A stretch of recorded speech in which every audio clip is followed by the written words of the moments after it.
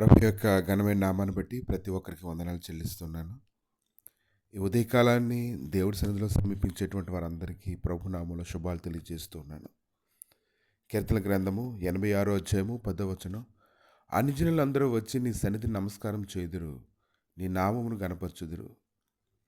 అనేక మంది దేవుని ఎరగినటువంటి వారు ఈరోజు దైవ సన్నిధికి వచ్చి ఆయన సన్నిధిలో నమస్కారం చేస్తూ ఆయన నామాన్ని గణపరుస్తూ ఉన్నారంటే, ఎంతోమంది దేవుని పక్షంగా పనిచేయడం ద్వారా ప్రతిదినము అనేక మంది రక్షించబడుతూ ఉన్నారు. జీవం కలిగినటువంటి దేవుని గురించి ఎంతోమంది తెలుసుకుంటూ ఉన్నారు.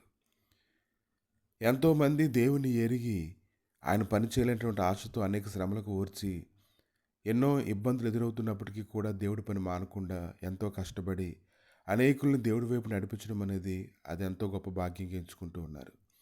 కీర్తన 66 అధ్యాయము 1-2 వచనాల్లో, సర్వలోక నివాసులారా దేవుని గురించి సంతోషగీతం పాడుడి, ఆయన నామ ప్రభావం కీర్తించుడి, ఆయనకి ప్రభావం ఆరోపించి ఆయన్ని స్తుతించుడి. కనుక సృష్టి అంతా మౌనంగా ఉండాలని ఆయన కోరుకోవడం లేదు, కానీ సృష్టి అంతా ఆయన స్తుతించాలని, ఆయన చేతి పనులు ఎల్లప్పుడూ ఆయన మహిమపరచాలని, ఆయన పోలికలో సృజించిన మనము ఆయన ఎల్లప్పుడూ ఆరాధించాలని, భూమి అంతటా ఆయన నామం ప్రభావం కలదని నిరూపించాలని దేవుడైతే ఎంతగానో కోరుకుంటూ ఉన్నారు. కీర్తన గ్రంథము 86 అధ్యాయము 9-10 వచనాల్లో, ప్రభా దేవతలలో నీ వంటి వాడు లేడు, నీ కార్యములకు సాటైన కార్యములు లేవు, నీవు సృజించిన అన్ని జనులు అందరూ వచ్చి నీ సన్నిధి నమస్కారం చేయుదురు, నీ నామమును గణపరచుదురు. కనుక ఈ దినాన భూమి అంతటా స్తుతి ఆరాధన జరుగుతుంటే, ఎంతోమంది ఆయన గురించినటువంటి సాక్ష్యాలు ప్రకటిస్తూ ఉంటే, ఎంతోమంది పరిశుద్ధ గ్రంథంలో ఉండేటువంటి లేఖనాలు ప్రకటిస్తూ ఉండడం ద్వారా అనేక మంది రక్షించబడుతూ ఉన్నారు. కానీ అనేక మంది అలాగా పనిచేయడం ద్వారా ఎంతో శ్రమను అనుభవిస్తున్నారని ఏదైనా ప్రతి ఒక్కరు కూడా తెలుసుకోగలగాలి.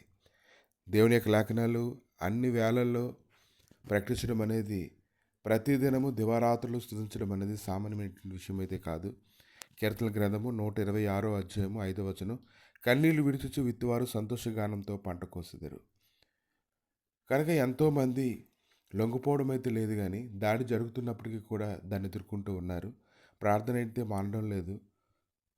క్రమంగా ఆయన సన్నిధిలో ప్రయాసపడుతూ ఉన్నారు. అటువంటి వారి ప్రయాస ఎప్పటికీ వ్యర్థం కాదని ప్రభు అయితే ఏదైనా ప్రతి ఒక్కరిని బలపరుస్తూ ఉన్నారు. ఎంతో అలసిపోతున్నప్పటికీ, ఎంతో భారం కలుగుతున్నప్పటికీ కూడా ప్రభు యొక్క మాటలను బట్టి ధైర్యం తెచ్చుకుంటూ ఉన్నారు. పరిచర్య చేసేటువంటి వారు పరుగులెడుతూ ఉన్నారు. ఆయన మాట్లాడేటువంటి ప్రతి మాట అదెంతో విలువైనది, అది ఘనమైనది, ప్రతి మనిషిని బంధకం నుంచి తొలగించేదిగా ఉంది. కనుక ఈ దినాన ఎంతమంది అయితే కన్నీళ్లు విడుస్తున్నారో, ఎంతమంది అయితే విత్తుతున్నారో, సంతోషగానంతో వారు పంట కోస్తారని ప్రభు అయితే ఈ ఉదయకాలని మనతో మాట్లాడుతూ ఉన్నారు. కనుక దేవుడు నీకు అప్పగించినటువంటి పని విషయమే నువ్వు ప్రత్యేకంగా ఉండాలి. ఆయన పని చేయడంలో పరిశుద్ధాత్మ ద్వారా నువ్వు నేర్చుకోగలగాలి. ఆయన పనిని సంపూర్తిగా ఎంతో ఇష్టంగా ఆసక్తితో చేయాలని ప్రభు అయితే దీనిని కోరుకుంటూ ఉన్నారు. కనుక నువ్వు పడుతున్నటువంటి ప్రయాసలో ప్రభు ఖచ్చితంగా నీకు సహాయం చేసి అన్ని విషయంలో బలపరిచి ఆయన రాజ్య మహిమ నిమిత్తము నేను స్థిరపరచునుగాక. ఆమేన్. ప్రభు మీ దయగలిగిన నష్టాలకి ఉదయకాలాన్ని నైనా ప్రతి ఒక్కరిని అప్పగించి ప్రార్థన చేస్తుండగా, దేవా మీరే జ్ఞాపకం చేసుకొని వారిని బలపరిచి స్థిరపరచండి. ప్రతి స్థలంలో పనిచేస్తున్నటువంటి వారందరికీ కాపుదల భద్రతను దయచేసి నీ మహిమ తెలిపి నడిపించమని, మీ శాశ్వతమైన సన్నిధి తోడుగా ఉంచి కృప చూపించమని యేసుక్రీస్తు నామములు అడిగి వేడుకుంటున్నాము తండ్రి. ఆమేన్.